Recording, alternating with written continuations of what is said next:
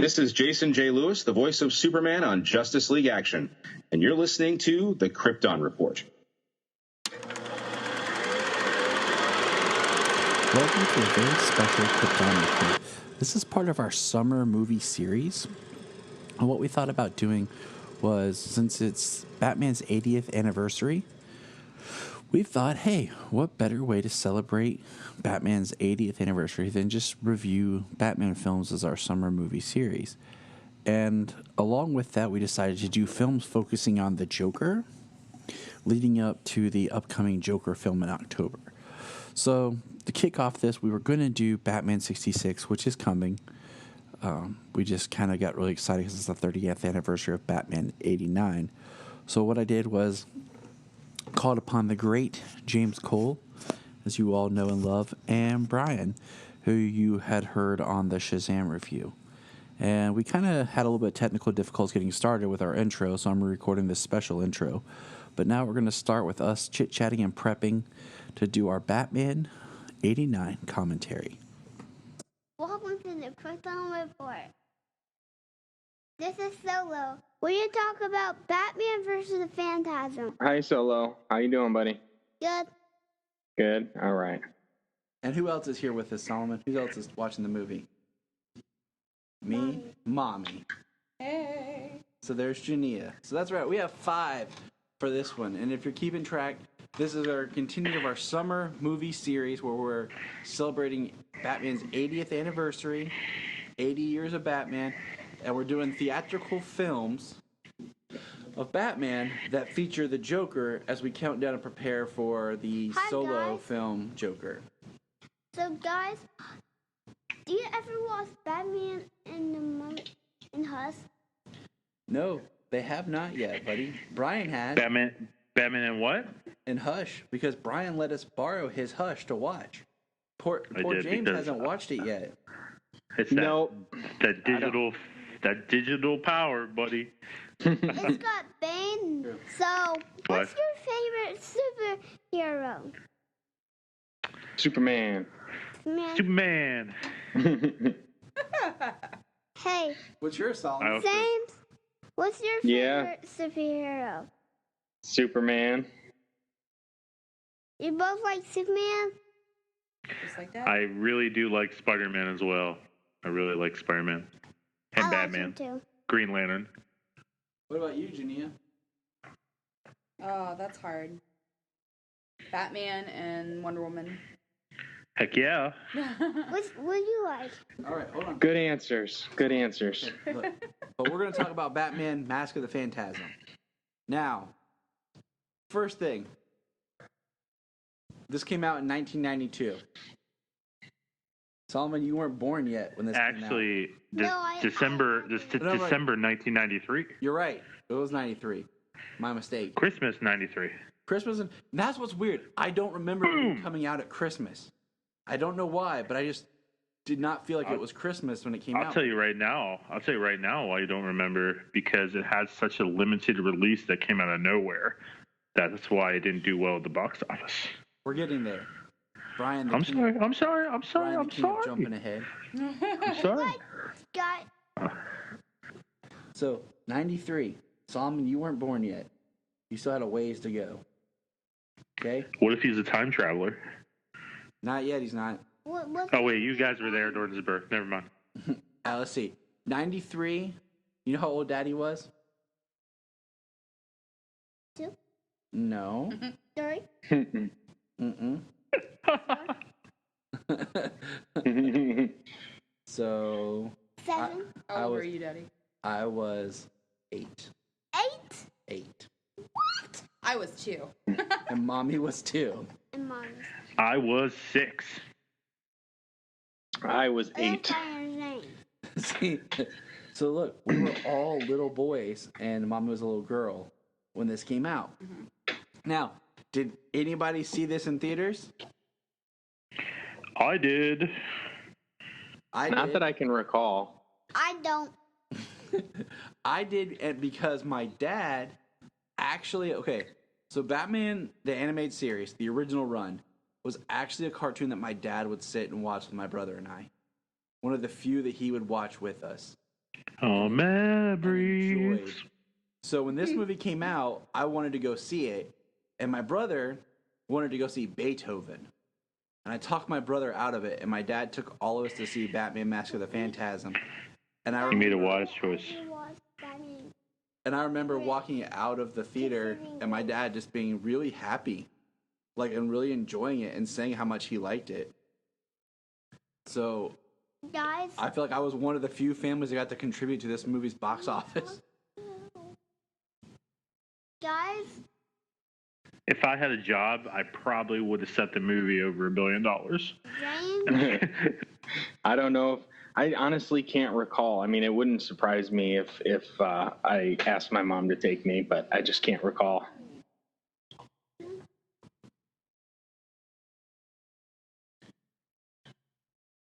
But this came out, during the animated series run. There's a lot of background stuff you can find about it. It was originally supposed to be a VHS release, but then they pumped it up to be a theatrical release really quickly. And what's funny is now it's regarded as the best Batman film ever. Heck yeah, man. So Solomon, are you ready to watch Batman Mask of the Phantasm? Okay. So, just like we did last time, James, how are you watching this? On DVD. Brian, how are you watching this? Digital video disc. He had to get his digital plug in there Oh somewhere. my goodness. And Boom. we are in the cave of solitude here, watching it on DVD as well. They did release a Blu-ray of this. Warner's Archive did, and I thought about buying it, but at the time we didn't have a lot of the extra money. But there was no bonus features or anything attached to it. It was just the movie on Blu-ray. So I had to pass at the time. And eventually, if they do a special edition release with some bonus features, and I would gladly buy it. No.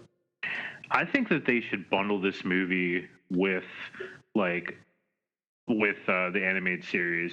They really should have done that. Or Just my opinion.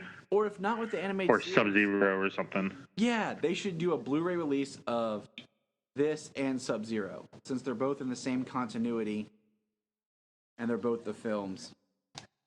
That would be, in my opinion, that would be a smart play. So you a double Blu-ray feature or something, or get Mask of the Phantasm on Blu-ray and Sub-Zero on DVD. I have all of them on DVD. Yeah, I do too. So all right, guys. Even Mystery of the Batwoman. Yep, Mr. I never saw that one. I never saw that one. It's actually pretty cool because it kind of plays on if you know your Batwoman kind of history up to that point. They kind of play on the different ideas of the character, so it's nice. So all right, guys, get everything ready. Ooh. And Okay, I see the Warner Brothers Family Entertainment logo, and I'm maybe 4 seconds in. I'm at 0. My screen's black. all right. Okay. I'm at the first 2 notes of the Warner's Family Entertainment song because I was trying to just get a picture to pop up, and Yeah, that's kind of where I'm at. I'm kind of... Solomon is pumped. He is pumped. He's so excited. He's ready to watch Yeah. this. He should be because We're all gonna watch it at the he has same such a time. great life. See, All right, I'm at 3 seconds. The Family Entertainment logo just popped up. I just kind of inched it Okay. forward. all All right. right, so you're where I'm at. We're pulling not a lethal weapon. Remember, we're gonna say 1, 2, 3, then we press start. Okay, you ready? Ready. 1, Ready. 2, 2, 3, start. starting. All right. A Time Warner Entertainment Company. Bugs Bunny, what's up, man? Bugs Bunny. That's who Bugs is, Solomon. Okay, my screen went dark, Easter and bunny. now I'm seeing Gotham City in its perfection. Now, little known fact, if you think about the Gotham City is computer generated here. Yes, it is. Hey, someone's singing in Latin. Well, Because you know I'm the what it deaf guy, is? I'm reading subtitles. They're not singing Latin. They're singing the production people's names backwards. Oh, I thought I was the guy for useless knowledge. That's my job. Interesting. I can't tell you who's who, but I just remember I've listened to Paul Dini and stuff talk about it. So, Based on DC Comics characters. are you guys watching in full screen or widescreen?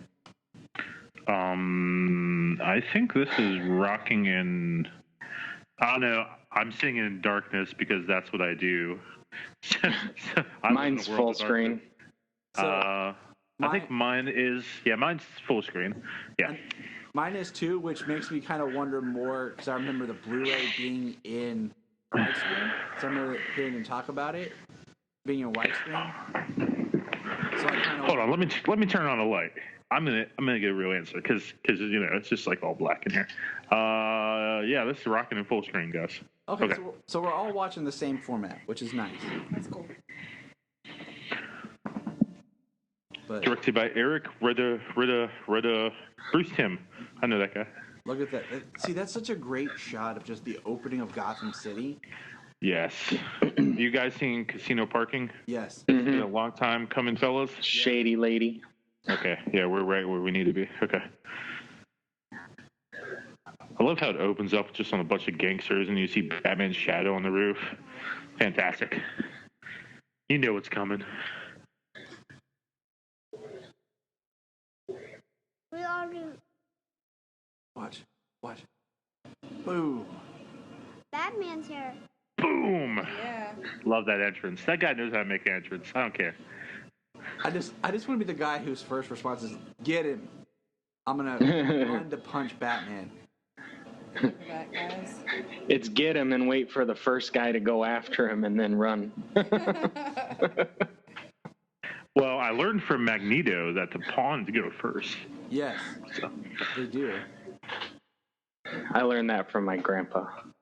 I love this. Foot Your grandpa's Magneto? on the table. Well, my grandpa's the one who taught me how to play chess. My mom taught me, and Solomon is learning. Right now, we're just learning basically the characters and how they move. Chucky's soul. And can we? Your angel of death awaits. So we have the Phantasm here, which is just awesome. Well, So totally awesome. You ate the bat? Phantasm? That's the Phantasm.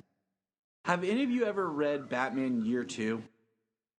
No, but I do know that this is based on the character of the Reaper loosely in Year 2. Yeah, I actually never heard of it until, I actually ended up reading, I think, on DC Universe, maybe. I read it this past year. Okay. Within the past year, I read it just because I heard people talk about the Reaper, and I was like, okay, I'm going to check this out. But I like the Phantasm better. Totally. Look at that blade. That is a sharp blade. Like, you could, like, cut cans with it, I'm glad that they made Mask of the Phantasm canon by bringing the Phantasm back in Epilogue. Yes. In the Justice League. Yes.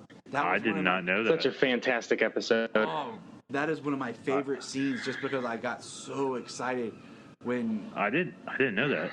All right, Brian, Yeah. when we're done, go get on DC Universe, go to Justice League. Is it Unlimited? Unlimited. Unlimited It's season unlimited. Yeah. Look, guys, I'm gonna probably have to wear a diaper because I'll crap myself. I got plenty, bro. However you gotta take care of yourself there, Brian. Hey, you gotta do what you gotta do in this world. I love the cape, just the way they draw the cape as he runs.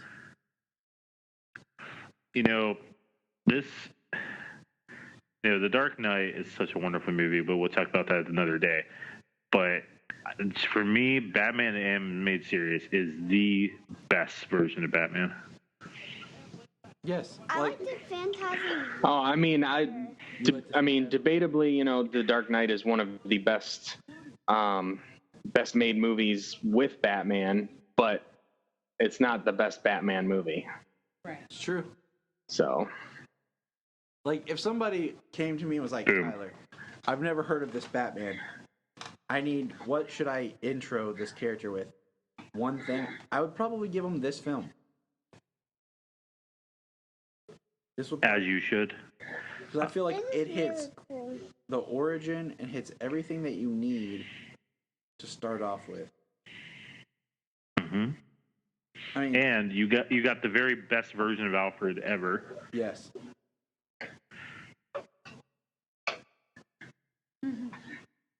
You have the best Batman voice. I mean, all the characters' voice. Oh, and then you have her voice, which is difficult to discern later on, but Touche. Yes. it's great. I'll take it in this. You know, yeah, she becomes Lois Lane in the animated version, in Superman the animated series. Yes, she does. I think it's also pretty cool how Andrea, as we'll see in just a few moments, has been gone for 10 years, and Bruce was gone for such a long time trying to be Batman, and how that mirrors. And that's all I'm going to say. No, I agree with you. Okay. I love this scene. What about the I word? Because it's Bruce. It's Bruce Wayne there. That's Bruce Wayne. Engagement. I love it. And I love, if you look at this, like, it's Bruce Wayne, Playboy. Look, redhead, blonde. He's got a variety of women. It's like a dang buffet table right there. African American and Asian. Like, Bruce just... It's got a little diversity there. Yeah. Where's the Indian chick? And Councilman. It is interesting that we get characters in this that do not appear anywhere else in the animated series. Yeah, that is unfortunate, I will say. But see how Bruce lights up a little bit. Like, I like how they drew Bruce in that little scene there. He hears Andrew's name. He smiles a little bit, but then like he has to keep his composure and say, "You know what? Stick it." And now he's alone. And he's remembering her. Oh, it just tugs at your heart.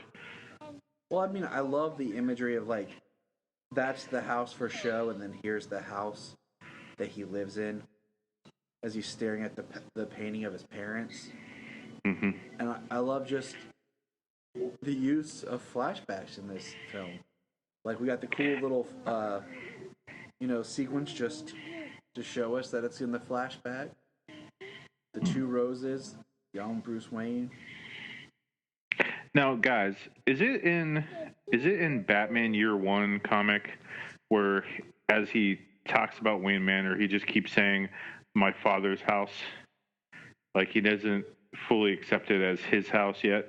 I'm like 90% sure it is. Okay. I was going to say that's about what I am. Unfortunately, I feel like, because I haven't been able to locate it, that my Batman Year One and my Long Halloween got misplaced in my move, and I haven't been able to locate it in 2.5 years, and I'm upset. No. So I have to get those books again. All right, we're gonna have to ship them to you. It's your birthday. I have them digital. I haven't read Year Wait, One. did someone say digital? Yes, Brian. Is it Ryan's birthday? No, James's birthday is this week. Yep, it was yesterday. Remember, you told him happy birthday yesterday. Oh. But Well, what I was going to say is I haven't read Year One in a while just because I feel like the movie does such a good job, and then we've had that same storyline played out now in almost every, we saw parts of it in every Batman iteration. especially Batman Begins. I think if they would have done the movie of Batman Year One just a few years later, after they started stretching to the R ratings, that they would have actually done it better. because they watered down some stuff just to keep it away from the R rating.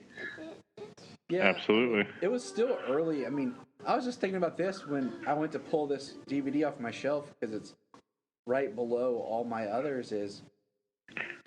It's been what? Hey, is that Mad Hatter's place? We've had 11 years with these DC direct-to-video films. Mm-hmm. Now here we go. Here's a scene that's pretty much straight out of Year One. Him fighting crime with the ski mask. Did anybody notice that he lands on this big top hat clothing? Like, Yes. you know, little Mad Hatter thing? Never mind. Well, fortunately, we know that Mad Hatter in the animated series doesn't show up until after he's Batman. So much later, yes. And the Batman Year One film came out in 2011, so it's been 8 years since that came out. Wow. I was thinking 10, but yeah, I guess 11. That works. Well, they started in 2007, so we've been getting them for nearly 12 years now. Was it 2007? I was thinking it was 2008, but maybe you're right. It was 7. Yeah, because it was like the build-up. Because I remember I remember being excited. Yeah, you're right. 8, because I was thinking of Gotham Knights. Came out in 2008.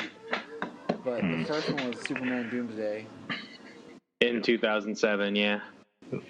I own Gotham Knights, but I'll tell you, I think I've watched it once. I bought it like a combo bundle, and no desire to watch it again. I tried to watch it once with my lovely wife Junia, and I think we got the first segment. I'm just not an anime person. Nope. No, I'm not either. We tried to watch Batman Ninja. Hey, is that Bullock? And yeah, Never mind. Yes, it is. Officer Bullock at the time. Which is what he should have been in Gotham. Just saying. Touche. I know. That was one thing that made me mad in Gotham was Bullock should have been you should have had a character, like a new character, that should have been the old detective. That was like basically the Bullock character. And then you should have had a young rookie cop who was Bullock, coming up. And it should have been part of his journey of coming up from like beat cop to making detective by the end of the series. But I concur. And his character in Gotham was more Flask anyway. Yep. In a lot of ways it is. So I want to point out how overconfident he is in this. A little bit earlier, before this guy gets in this truck, Bruce beats up all these guys he sees, and he's like, yes, I did it. And then a guy comes out with a shotgun, and he was not prepared for that. So you see how this whole entire heroic night is just a complete mess. And he doesn't have his grapple gun, which, if there's one thing that Batman needs from the animated series, is his grappler. Because I feel like that's all he ever used. He relies on that heavily. Well, if you had a grapple gun, wouldn't you rely on it too? Like, how's he climbing this building without anything? Because he's Batman. Not yet. Rock climbing experience. Lots of it. Yep, boom. Junia knows. He's rich. Yeah. He's probably done all sorts of things like that. He's had years of training his body to be peak physical condition. You know what would have been great if Alfred would have been like, sweep the leg. Trip over some loose cash. I love the way she talks to him. Just such comfort and confidence. Mm-hmm. And I like how she pursues him.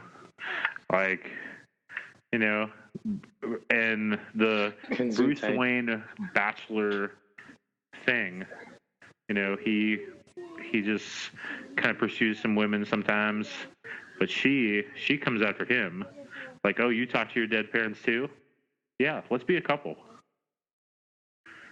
I would like if they threw her into live action. Sweep the leg! He swept the leg! Did you see that? Yes, okay. Johnny. I saw it. sorry. I would like to see her in live action. It would be pretty cool. Because we talked about I agree. before, every Batman film has to have a different love interest because, Batman doesn't have any constant love interest. The closest. Whoa. Was that a little too hot for Solo there? A little too adult there? No. He doesn't pay attention all the time. If Batman's on the screen, he don't care. So that was just Bruce Wayne. He ain't paying attention.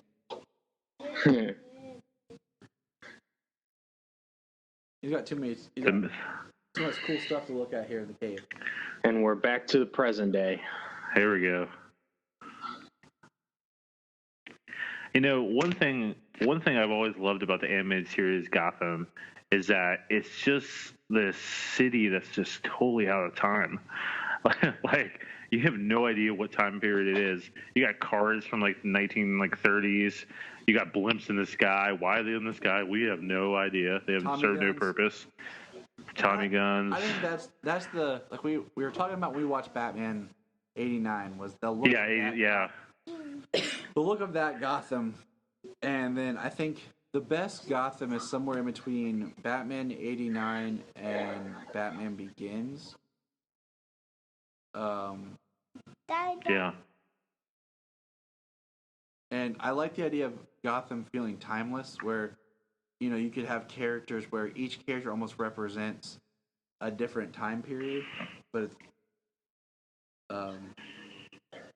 honestly, as like a city, like the show probably had one of the best because it felt like the city felt like a character, Yes. It had all the gargoyles, and it had the water towers on the buildings, and the city felt out of time. The cars looked a little bit older, but then they had blimps. Don't forget the cell blimps. phones and.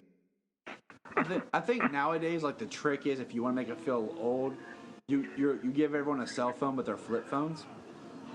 Right. Like, yes. Nobody gets smartphones, and we just accept it. It's like everyone has a rotary phone and a flip phone. Like they still have landlines. So the Phantasm has the ability to phase your objects? It's like the cheat. Like, oh, they got cell phones, just nobody's using, 4G. Right. There's no data. It's just a phone. It's maybe. It's the I wonder if Batman. The disbelief. I wonder if Batman has Spectrum Mobile. Probably not. He doesn't, because Batman's owned by AT&T. I told you, Brian. Boom. AT&T's Warner Brothers' biggest enemy right now. I know. I was just making a stupid joke. I always love these Moving lines by the Phantasm of just like, your angel of death awaits.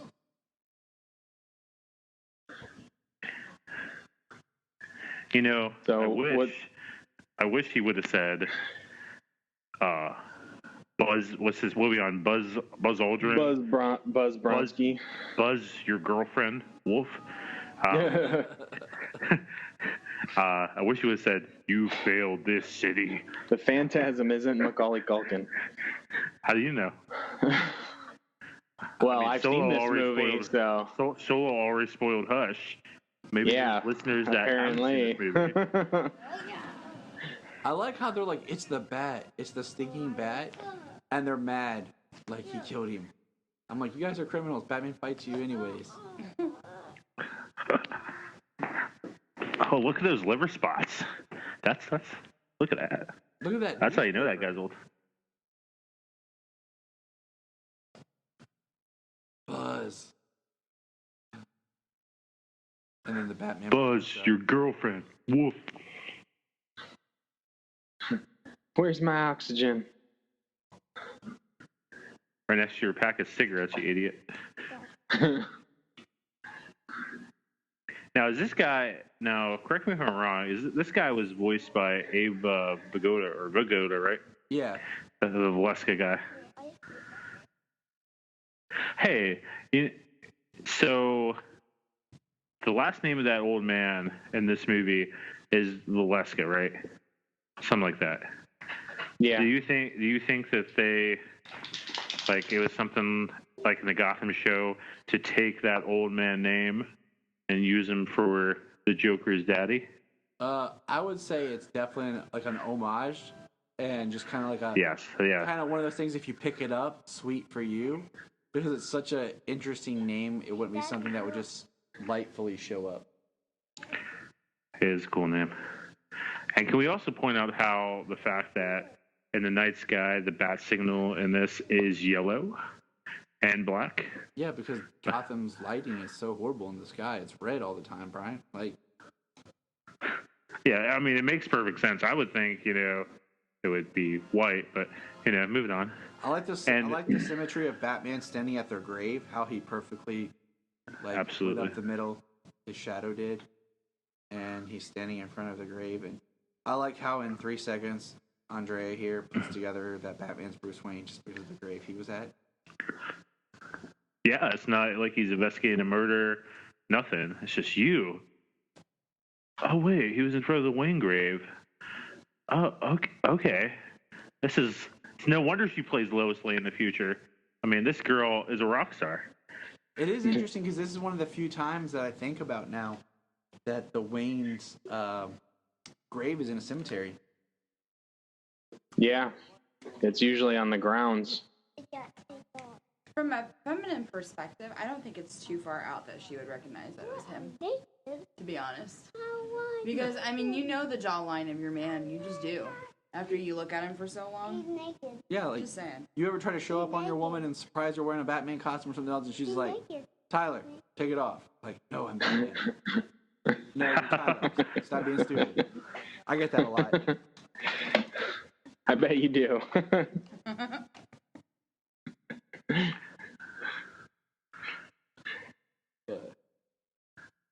I mean, that's what helps when, like, the hero doesn't interact with people that know him and his other persona. I love that shot. The animation. That is a fantastic shot. It's very Fleischer animation painting looking. Mm-hmm. Yes. And here we have the awesome World of Tomorrow Park. If this is supposed to be the world of tomorrow, the dream of the future. Hey, is that a callback to Gotham by Gaslight? Didn't they have the Gotham World Fair and Gotham by Gaslight? Yeah. They do. I don't know. Yes, they do. I've never seen it. Speak up, Junia. You're right. You're a wise woman over there. Sometimes. Come on, Junia. Gosh. Oh. I do want to say, Junia and I are both wearing our Batman pajama pants. Woohoo. Solomon. Awesome. He's too cool for us. He's still wearing his jeans. He's like a little, he's 4, but he's going on like 16. So he's just going to pass out his clothes. So Junia, being the woman here, would you find that ride of the future romantic? I was just thinking that, actually. It's hilarious. Not at all. Exactly. I would probably kill Tyler if that was our date night. I'd be like, really, this is what you're spending our money and time on? This. Mm-hmm. Wow. Oh, look, there's a robotic woman in the kitchen chopping up vegetables. Oh, wow. That's my future. Right. Woohoo. I like the red car that inspires like him for the Batmobile. But we all know how he gets the Batmobile.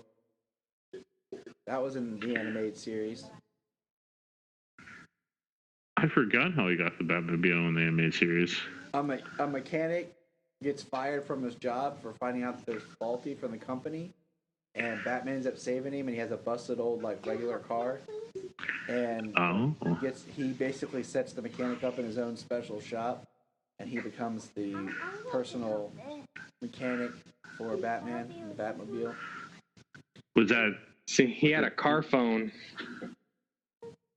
Can't be way too out of time. He had a car phone, a rotary car phone. So was that mechanic Harold? Or something totally different, like not like the comic. I don't know. No, it was I don't recall a name. It's okay. Me and Solomon we watched it not too long ago. It's an African American man and his daughter that are doing. Okay. It's not Lucius. Okay. No, Lucius is a businessman in the animated series. The episode features Penguin as the main villain, and Robin's in it as well. Okay, I will find it. I have been watching the animated series here and there on my lunch break, so I need to finish it, obviously.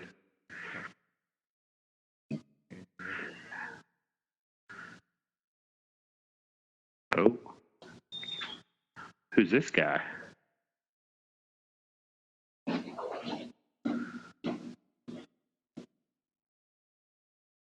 You know, Bruce sitting there, he kind of looks like doesn't Dick Grayson in this show, doesn't he wear like a red sweater with a white shirt? Yeah, the animation of a young Bruce is very much.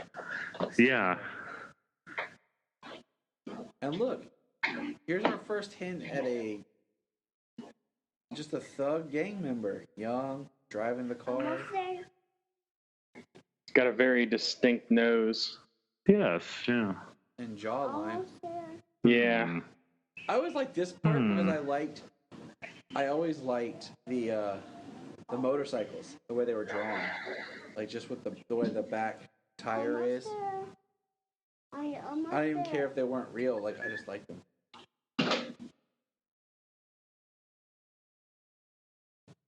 See, look at his sense of justice right there. She said, "Don't do it." Are you using this one? How come men never listen to women? Like, seriously. I ask him all the time. Whoa, he just threw the goo off the bridge. Holy crap. The chain, just the random chain. Is that Ghost Rider? And the baseball bat. But I do like the way that it's animated, like just what they choose to animate to show the intensity. And I mean, the animation is so... I love this. Just punches the dude in the face. Jumps up on the motorcycle. Steps on the motorcycle, though. Seriously. I've seen Tyler do that. Some hella reactions right there. But it's crucial if you think about it, because as soon as he looked at her, he got hurt because it just shows like she's a distraction. You know, she's women are distractions from the mission. He's supposed to be focused, and as long as he's focused, he can do what he needs to do. But as soon as he, focused on her, he lost it. He'd have a few broken ribs than breaking that bat over his chest like that.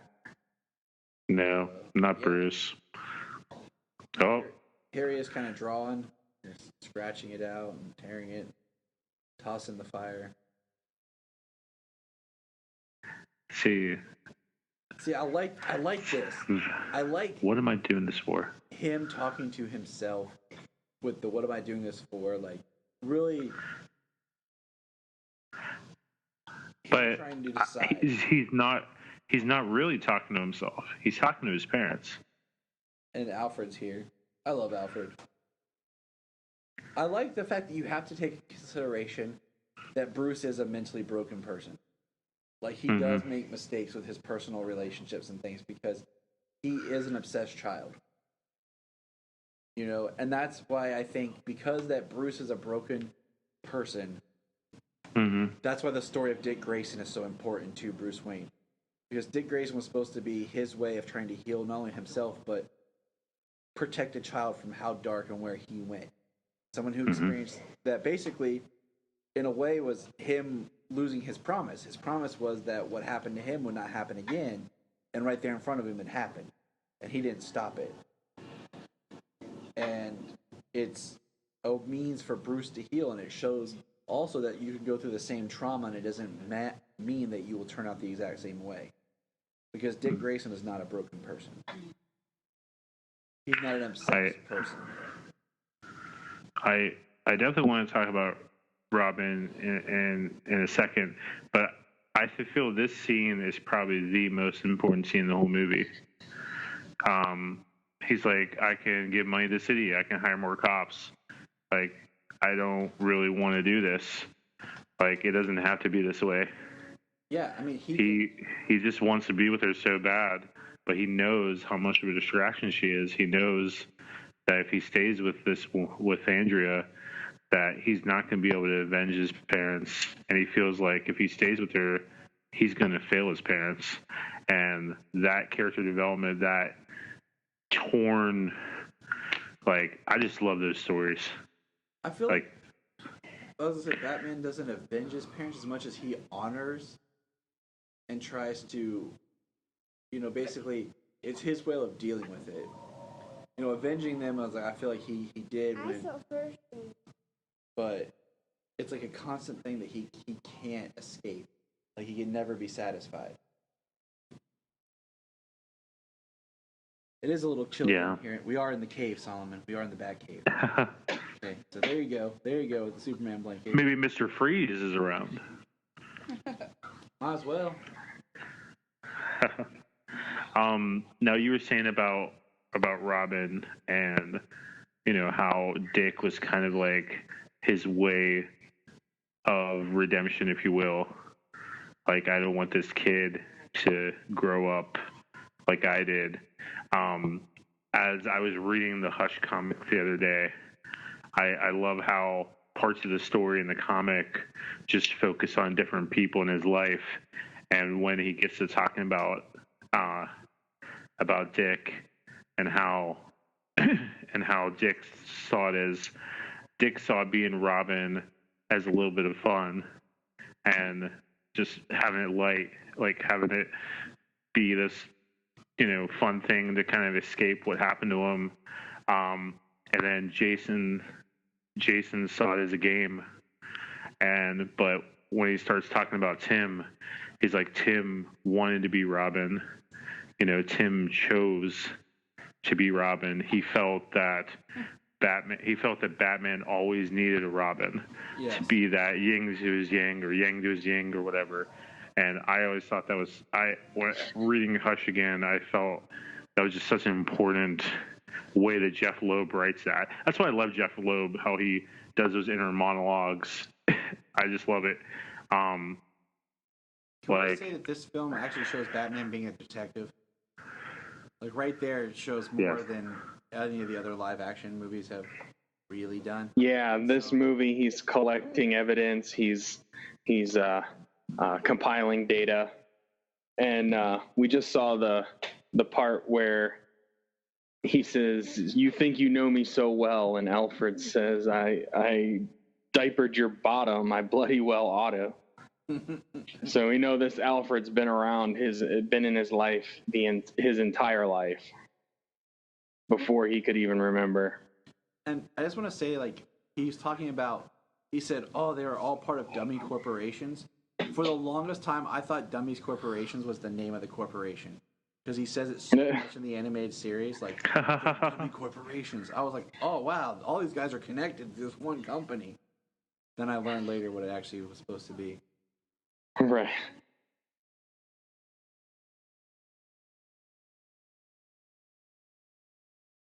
Oh, Bruce, he proposes to her. He's changing the plan, and nothing like having your parent basically say, screw you to your child as bats fly up. I almost You know what? I almost prefer this story over like the Year One story. Because I feel like this is a way of showing Batman having to decide to be committed to being Batman. Right. I mean, yeah, in that one, I mean, he was committed to what he was doing, but there was no choice, no distraction. In this, there's a distraction. He decides to be happy, but events force him. He's like, well, I'm not going to be happy, so this is my choice. This is my one path. Guy smoking. Would see that in a cartoon these days. Yeah, wouldn't see that on a show about the 80s where everybody smokes and everybody wants to be mad, but that's a whole other conversation. Now, That's ridiculous. You've seen that meme, right? About all the other content that the Netflix shows has, but no, smoking is too far. Oh, Bruce. Here we go. Oh, man. It's a blue box. He went to Tiffany's. Well, he's a millionaire. I mean, if he didn't go to Tiffany's, there'd be a problem.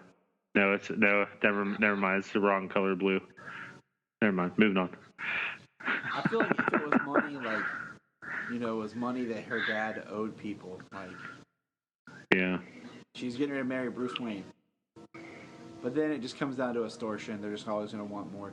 This scene, this is how Gotham should have ended. Recreating this scene should have been how Gotham the series ended, right here. Yeah. The way he's in the shadows. It's complete shadow. It's just him and Alfred in the cave. Oh, the cow, and him just staring at the cow. It definitely would have been more effective if that suit would have stayed all in shadow, and it just would have, yeah. And then it scares Alfred.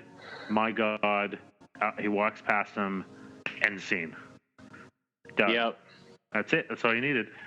That would have been a better closing to Gotham for sure. Oh yeah. And Batman. Okay, yeah. I'm just gonna take this whole entire frame. No big deal. It fits in the utility belt. Oh yeah, absolutely. With the shark repellent bat spray. So here we are at the World's Fair, back at the Gotham's Fair, and we have Old Man Sal. Man, oxygenators have come a long way, haven't they? Yes. Hope it's not tainted. Well, this guy hasn't got much longer to live anyways, so. Junia, I meant to ask you this earlier. Do you remember the first time you saw this? Oh my gosh. I know that Taria and I watched it when we were kids. I don't remember the exact time. So it was just kind of one of those things that was like part of your childhood, just there. Absolutely. Taria and I watched Batman in the animated series when we were kids, and it was like a religious thing for us.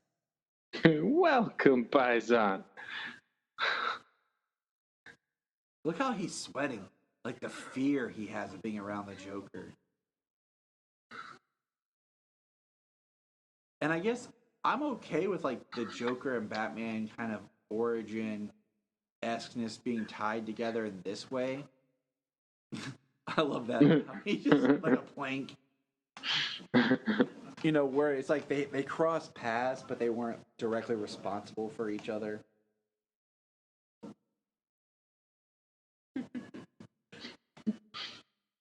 Oh, that voice and that laugh.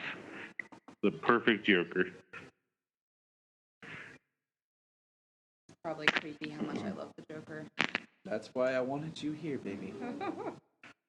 You love the Joker. I remember having this movie on VHS in one of those clamshell VHS cases. Oh yeah. Oh, I had that one. Yes. He kicked the doggy. Can't be too careful with all those weirdos around. Oh, Hey, Phan. there. Don't forget. See, Junia. See how it's not crucial. This movie picks up a lot as soon as the Joker's introduced. Yes. Absolutely, it was definitely going slow. Because it's like it's more like mystery of the Phantasm, because Batman and the Phantasm aren't, interacting with each other, but things are going on and he's trying to investigate. We needed someone else to kind of tip it. And who else but the Joker? They give a good misdirection with the Phantasm, with it being the voice of Andrea's father voicing the Phantasm.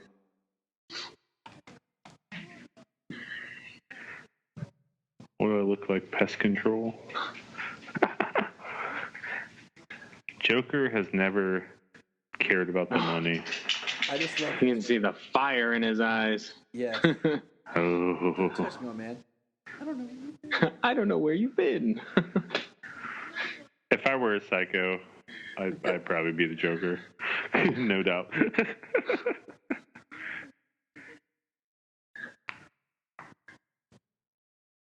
Aw, now he's smiling.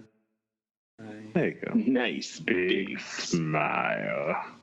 And that's when we all know Sal's dead. Hey, yeah. Yeah. Didn't have to see it. We just knew. And then creepy, overhandsy guy. I don't think that he's really means to talk. Whoa. Whoa. That was just to make Bruce jealous. Oh, heck. Oh, Mm-hmm.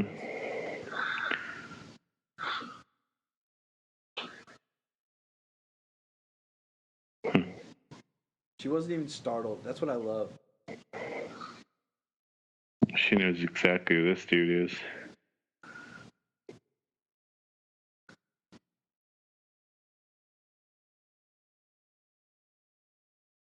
One thing I've always loved about this Batman too is how when he stands still, the cape is just completely wraps around him.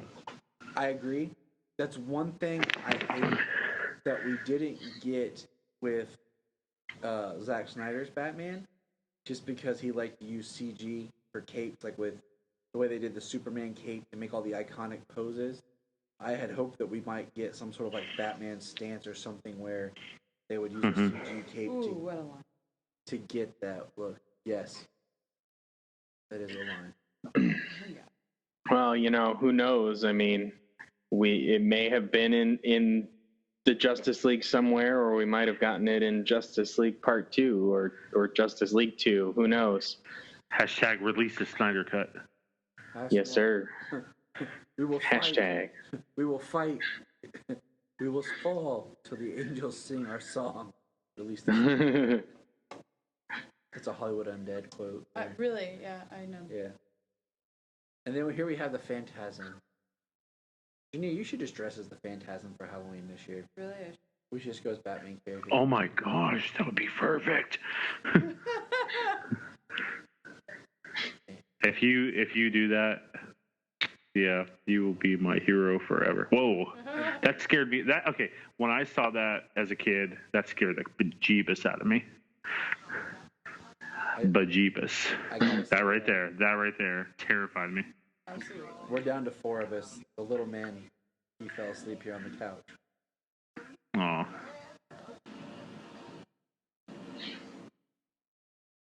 He was tired.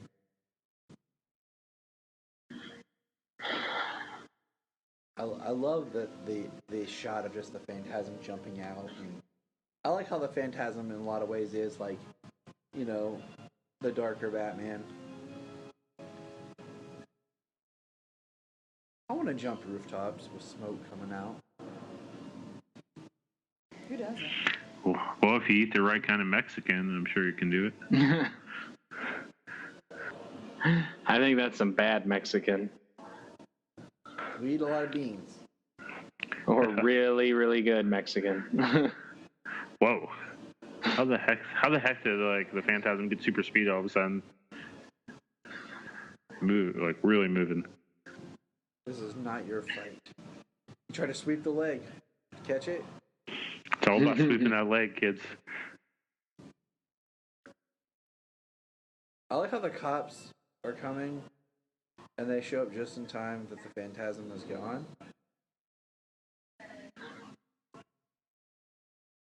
Didn't you see 2 figures on that roof as you were away? No? Okay.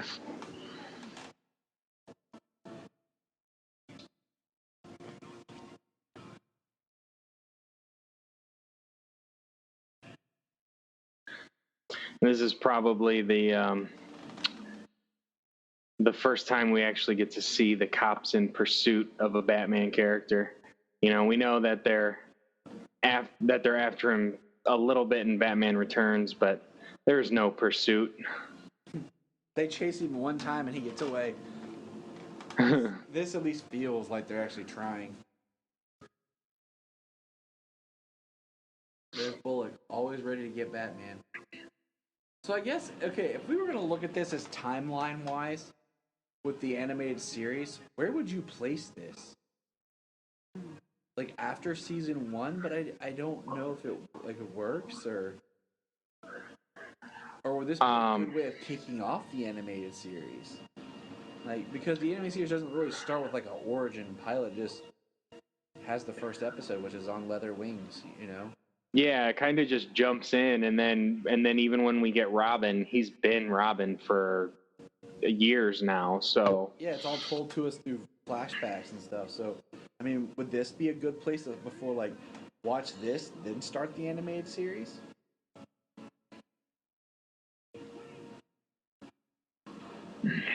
No, I would put it after, like, just after watching that first season. I think the first season had like 65 episodes, and like the second season, I think, only had like 20. No, flip that. If I remember right. The first season, I think, only had like 20 some. The second one, but the problem is they released them on video different than what they aired. Right. Then that's always been an issue for me. I'm a chronological thinker, but the only thing I can tell you is that you'd watch Sub-Zero after that episode Batgirl returns. Okay. Definitely. So the air release of the first season was May of '93 with Fire from Olympus, and then season 2 starts with Shadow of the Bat, which is the Batgirl arc.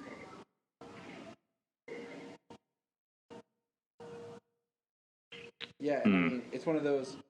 The 4th season of Batman the Animated Series originally was 5 episodes. Season 3 was 10 episodes.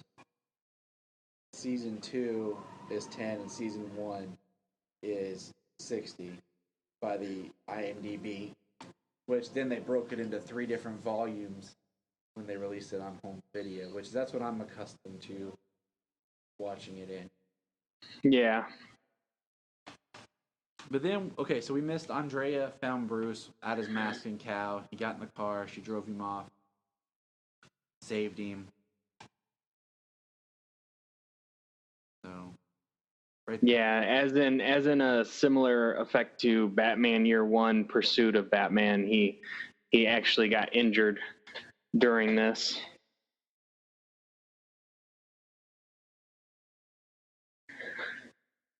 Now we're getting a flashback told by her. So this is interesting because it's a flashback, but it's the first one we see that's not Bruce's flashback. This is her flashback, but she's actually narrating it to Bruce.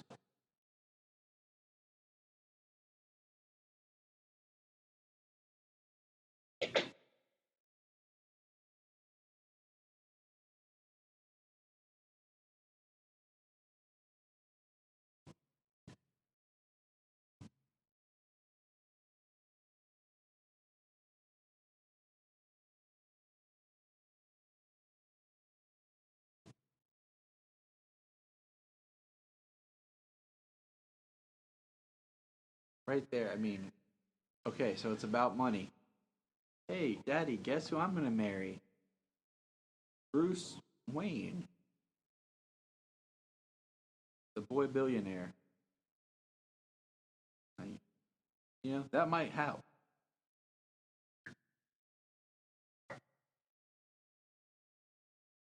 Just saying, you know.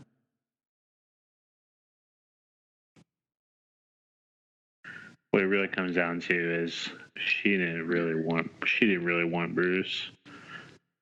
A girl like her. Well, I mean, like he says, I mean, basically no matter, I mean, even with Bruce, you know, he promised the money in 24 hours, and there's probably no way to come up with all that money in 24 hours. It's Bruce Wayne. He just walks to the ATM and puts in his 4-digit PIN. Beep, beep, beep. No. His money's in the bat safe, man. I like that they never discuss the amount. Because I feel like sometimes when you put amounts on things, it really, like, dates it. Like, I need $100,000. You know, like, oh, that Bruce probably has that in loose pocket change at the house. Like, right. But see, I mean, like he said, their interest, just the whole idea that they'll always want more. Like, yeah, we get that, and it just kind of.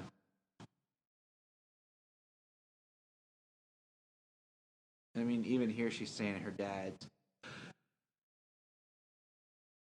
the Phantasm. Yeah. Oh, he's giving her the sexy eyes. Look, he's got the hand on. Well, there he goes. Is this an anime? I swear I just saw a single tear go down her eye. And Alfred walks in again while they're kissing. Yep, turns around. Like, So don't you ever knock, Alfred? Probably walked in on a number of things.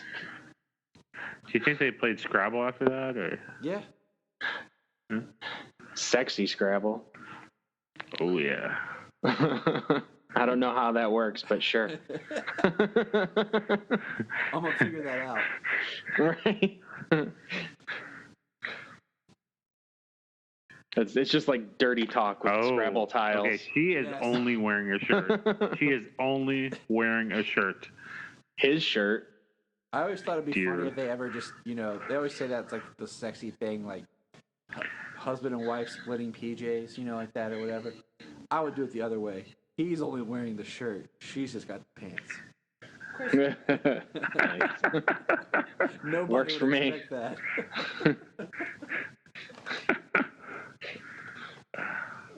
I cracked myself up. I'm getting the smile, but the judgment eyes too at the same time here.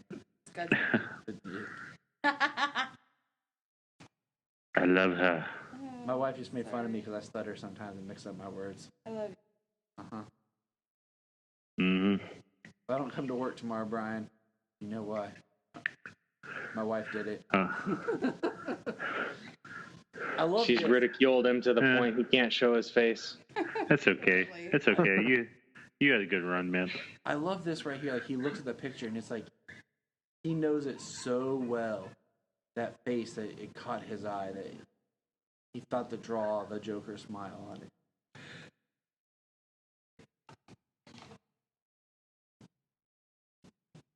Yeah, Arthur, Batman.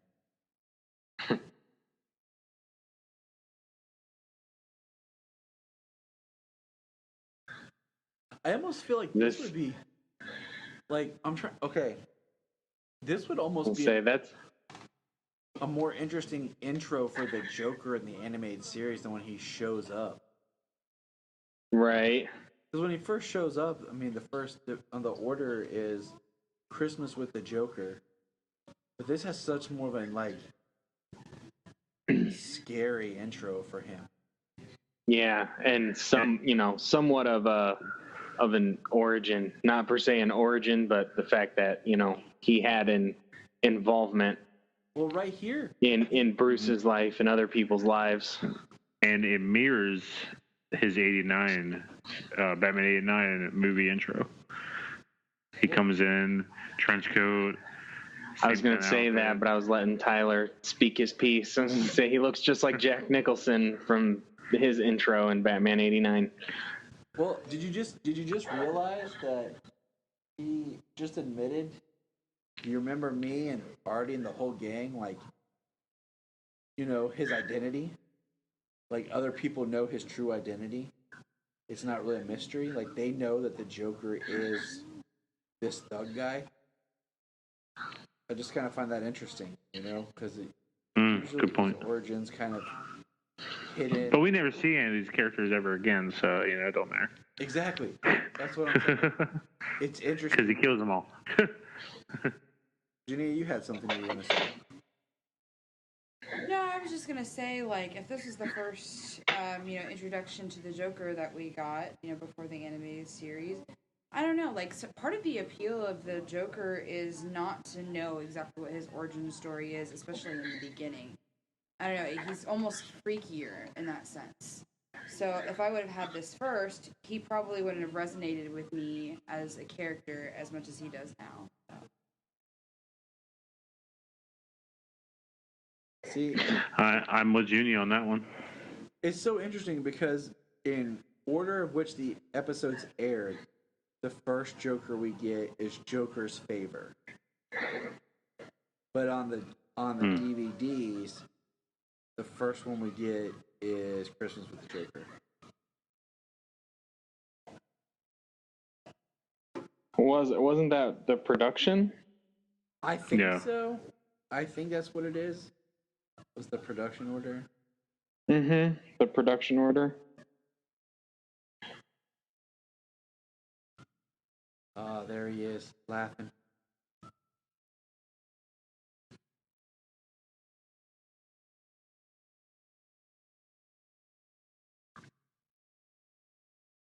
I feel like that doctor should know that the poor councilman doesn't have any control over the situation. There's no reasoning with the guy. Come on. Yeah. Councilman, please. Bro, I got Joker gassed. He's a freaking doctor. He should know these things. I love this. Like, where he's like, it's the Batman. And he's like laughing and just like trying to hold it together. Guess who just lost his career? Oh no!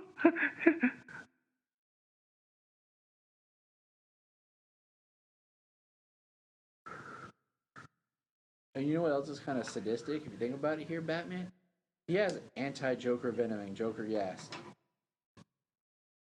He could inject the guy with it right now. And he doesn't. Wow.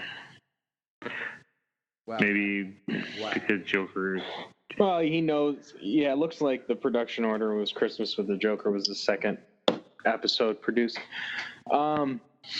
He knows that, the Joker toxin is deadly without treatment. So him being in the hospital kind of, increases his chance, or decreases the risk that he's going to die.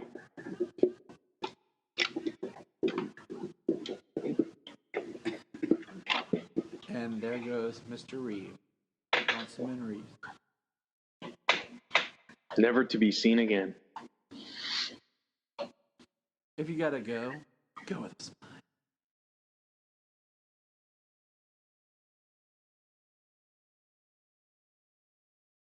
There he is. Batman snooping. Closet.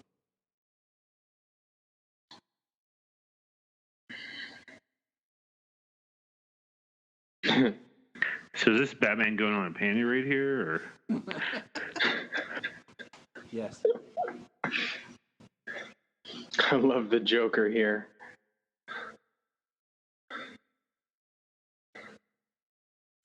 And Batman answers the people's phone.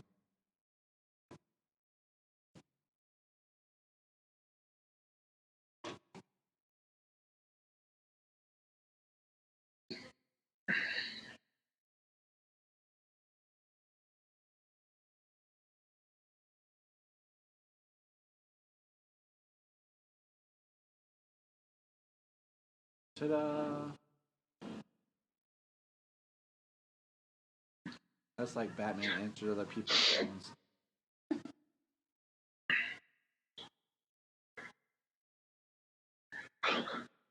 Disconnected. That's funny.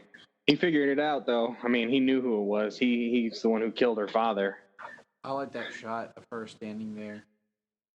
And if you pay attention, you can see the outfit. And then as it cuts up to her neck, you can see she's wearing a black shirt. And then it cuts back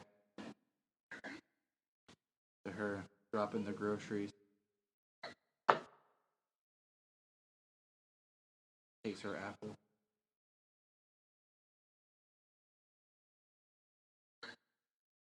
Tears.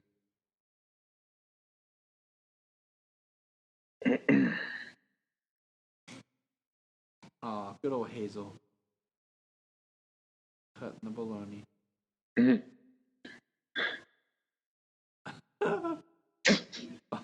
Find the old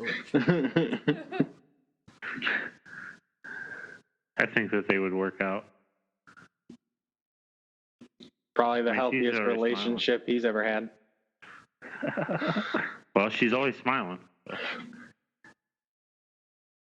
You have failed this city.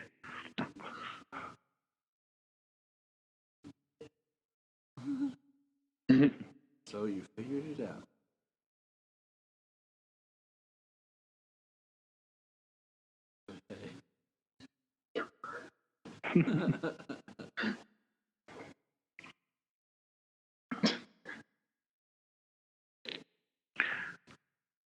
Got him with the good old poo gas.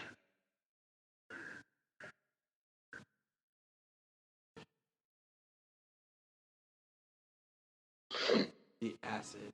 Oh, man.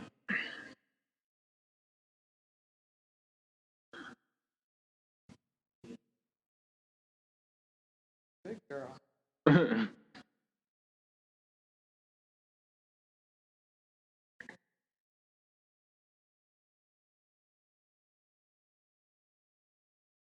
Oh, Hazel's on the rampage. Of course he'd wire the robot to kill. I like how you Made you look. with the egg beaters. The knives and cleavers on the table. He gets the baloney. Is it like, even if that was a censor thing, that's a very Joker thing to do. Right.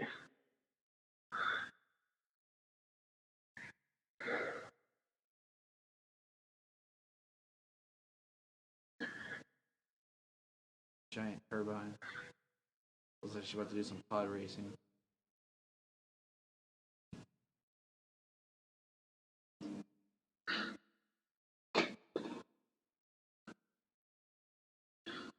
Who's paying the electric bill for this thing? Because obviously it's been shut down for a while.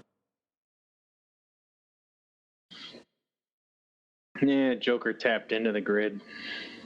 That makes sense.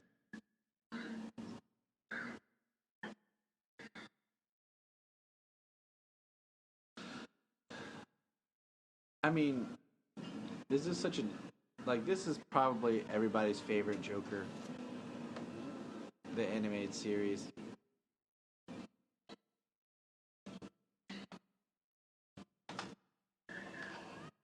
I don't know. That Jared Leto did pretty good. I like how we have the Bat Cycle for no reason other than they just wanted to get it in here so that we can have all Batman's vehicles. But it's both. Right. I had that toy. I had that Bat Cycle. You couldn't get him off the Bat Cycle. He was totally connected to it. I hated I had it. I hated that.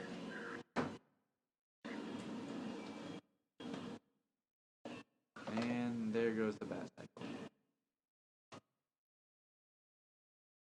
Ah, shucks.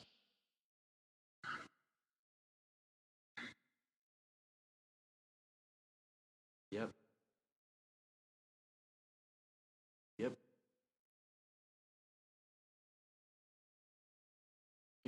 What if he was just like, whoa, whoa, whoa, no names, baby.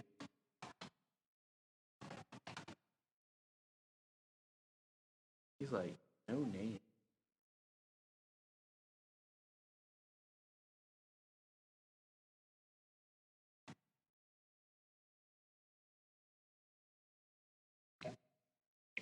Boom.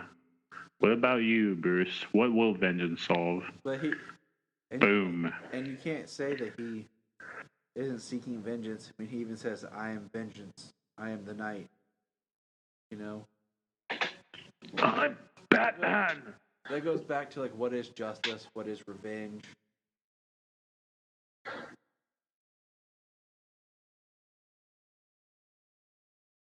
He's like, man. Well, he tries to prevent as much as he can, but you know, he still has to make people pay for the crimes that they commit. Yeah. I love this, the Warner Brothers lot. But just Batman and Joker, like, fighting in a miniature city. Love that. It sticks out like a sore thumb. I'm surprised there isn't like a little Coke factory there or AT&T, you know, whatever. Too soon. Too soon. Yeah, we're 26 years before the merger. Oh no, this DVD re-release, whatever. Nah, just put it in post-production, you know. Damn. I'm surprised there wasn't, like, just for fun, like Ace Chemicals or something. Ooh. Ooh. Outside his tooth. Ooh. It would have been really funny if the Joker had like a little toy Godzilla with him, and he was like, "Ah." Never mind. That's Toyman style stuff right there. Calling in the little planes. Ow. I do like that they make sure that we know that Batman is just wearing tights in this. Like, he's not wearing armor. If I have to say there's one down thing to Batman animated series, it's that Batman wore tights and not armor. Yeah, that's kind of armor, man.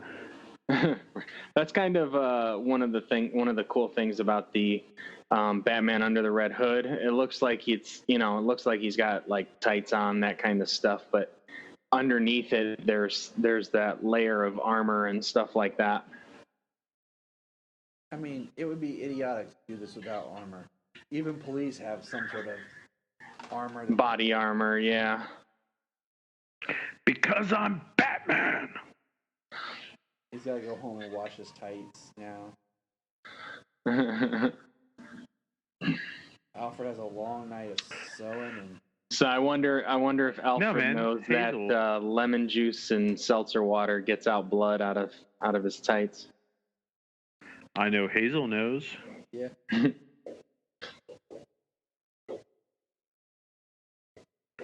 Is that the suit of Mr. Freeze right there? Or? Looks like it. And there's a old style jetpack. That's Firefly's jetpack right there.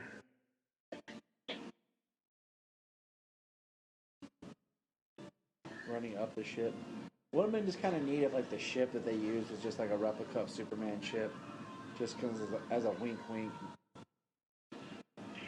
Yeah, with it being like the world of tomorrow or whatever, I was really looking for a Superman reference to see if I missed one. I'm Batman. I never give up. I never surrender.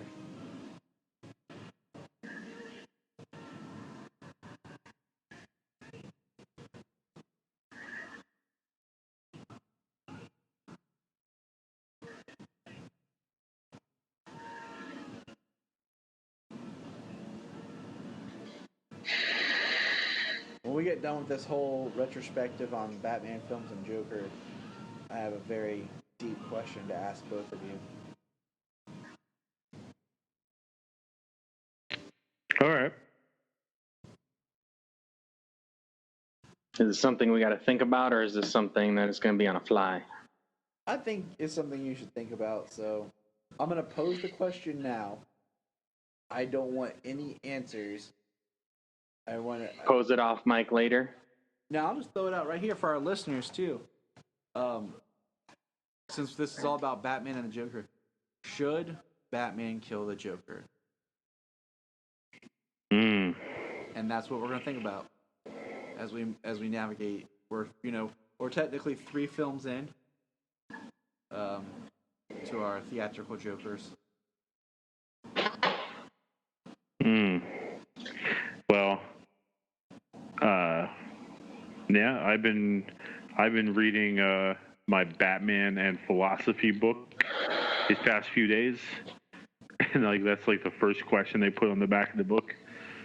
So, yeah, very good question, obviously. Everything's burning, and the Joker's just laughing. Some men just want to watch the world burn. Boom. And this is so ominous. Like, she disappears with, like, she makes Batman's disappearing act look childish. Yeah, she does. And she disappears with the Joker. We have no idea where. And then she reappears later. Or would this be like the best way to like cap off Batman the animated series before you transition into Gotham? What I can never remember what they officially called it, but the new Batman. The New Adventures of Batman and Robin. Well, wasn't it just the New Batman Adventures or something? Would I change the animation? because the New Adventures of Batman and Robin, it was the same series. It was just they made it different coming on. But what was it when they changed the animation? I'm checking it out. Give me a sec.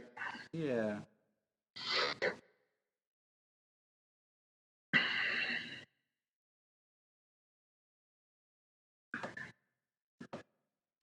Yeah, the new Batman Adventures. Okay. Because, I mean, so Junia, I just pose another thought. One question that you need to meditate on, no answer right now. Okay. Should Batman kill the Joker?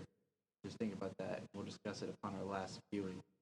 The other thing is, would this be the best way to end Batman the Animated Series before it transitions into where they change the animation style? Because it does end with such a ominous of what happened to the Joker moment. Okay. Because we see Andrea here that she survived, later only to be used by Amanda Waller. But there it looks like Jughead. Well, if we know, we know that Tim kills the Joker. Yeah. So it just kind I don't know. of it just kind of one of those where the next time we see the Joker, he pops up in that, and you're like, okay, I'll go with it, because it'd be kind of weird to watch this, then all of a sudden he shows up in Christmas with the Joker, or the Joker's favor or something, and you're like, oh, how'd he get away? Here we go. He's on the rooftop. This is beautiful. Yeah. Well, it's kind of like the episode in World's Finest where Batman's got Harley and she's like, puddin', and he's like, he probably is. But, he's not gone. Like, he always seems to die, but he never does. There's a grapple. There it is. It's because there's 3 Jokers, James. Right? And there we have it. Oh, there we go. Benjamin Melkner and Michael Uslan. Greatest producer. All right. We just concluded Batman, Mask of the Phantasm. Great little just Bat film, to watch, to really get into it. It is sad that this... And, okay, the saxophone music on the credits kills me after the ominous chanting. You hate saxophone. I do hate saxophone. But, seriously, like, this is what you give me for Batman? After ending it with, some sweet chanting? Right. Did they just run out of money and just threw a song on here? Alright, I was going to let the credits play, but no. Alright, well, Junia, final thoughts on Batman Mask of the Phantasm? It's a really great classic Batman film, that just gives you a really good idea of what Batman's all about. I don't know. It's like the story that you always want to hear about. It's a very Bruce Wayne human story for Batman. Yeah. Definitely more about Bruce. James, your final thought on the film? This movie goes back so far. I can always watch it. Never gets old. Start it again? All right, let's do this. Yeah. Round 2. Yeah, it's fantastic. It's still one of the best Batman movies. Out of all the Batman movies, two of the best ones are animated. Batman Mask of the Phantasm and Under the Red Hood. Each one can give you a serious gut punch. Oh, the final shot of Red Hood makes me tear up every time. Every single time. Solomon would be so proud of you, James, right now. He'd be so happy that you said that. Oh, I love that movie. He's just tired. Oh, I do too. I can't wait to do that one. Man, I'd just throw it in here just because the Joker's on it. I know it's not theatrical, but that's the thing. Is like, I was like, when we were thinking about this, I was like, there's so many stuff with the Joker, and we just don't have time. I was like, well, if we keep it to theatrical, we can do Mask of the Phantasm to get Mark Hamill in there, whose Joker is just in its own category. right. But I was like, because I would love to do the Killing Joke. I would say Fathom put out the Killing Joke. Minus the Batgirl crap at the beginning. Yeah. That was one of those amen ideas, to that. That was one of those ideas of, hey, let's do a Batgirl like prologue, so that when he kills, when he paralyzes her, you have more emotion. Sounds good on paper. Sucked in the movie. Shortly after Junia and I watched it the one time, I've never watched the Batgirl prologue again, and will never watch the Batgirl prologue again. He bangs Batgirl. No. Bruce Timm has it hard for Batman and Batgirl getting together. I was going to say, wasn't it alluded to that they got together in, was it Batman Adventures or something that was tied to the animated series? Yes, and then it's hit on again in Batman Beyond, which is in continuity. So the only thing is, people are like, he's like a father figure to her. No, he's not a father figure. He's only a mentor. She has a father. I was going to say, even if he's a father figure, he still ain't her dad. So yeah, but he's not a father figure. She's pretty much grown by the time she actually becomes Batgirl, and she has a father she's had her entire life who's still alive. She doesn't have the dead parent issue. So I mean, in the one continuity sake, if that were to happen, I mean, it's not blasphemous, but it's definitely not it's not as bad as people say it is, but it's also not like one of the things I'd go for. Yeah, I would never see Batman do that, because Batman's a very disciplined person. He doesn't respond on the whim. And anytime he's engaged with any kind of woman, like especially a Catwoman, it's always been like serious in the relationship later on. So, but anyway, that's neither here nor there.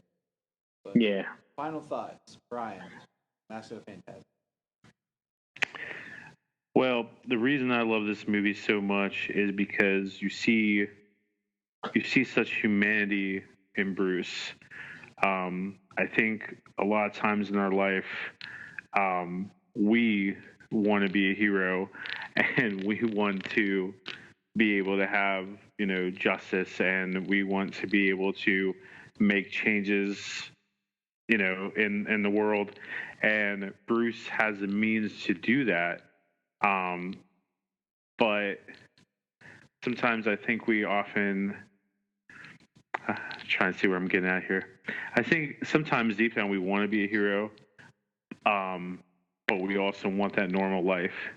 And to see Bruce here, like, he made this promise to his parents that I will avenge you. I will make sure that no one feels what I feel. But he just wants to be happy too. And like, I always like hero stories where, where you it makes you think, like, what if this hero never became a hero? And that's what makes this story kind of so good to me, because you get into the humanity of, maybe I don't want to do this anymore. Maybe someone else needs to do it. And I love that humanity of this movie. What could have been? What if they got married?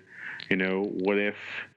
And it also gets into that question that's asked a lot in Batman comics, like, do these villains and craziness in Gotham exist because Batman exists? Like, What if Bruce got married? What if he had this happy life? Would there never been a Riddler or Penguin? That's what's interesting is in Batman Begins, they took it as there was Batman and then the supervillain. But it doesn't always work because kind of Scarecrow started right around the same time that Batman appeared. The only supervillain we kind of get that appears is the Joker. But then in Gotham, the TV series, it's the other way around. Batman becomes a response to the city, which I kind of like in a little better, but it's, I don't know. I don't like when the heroes are at fault.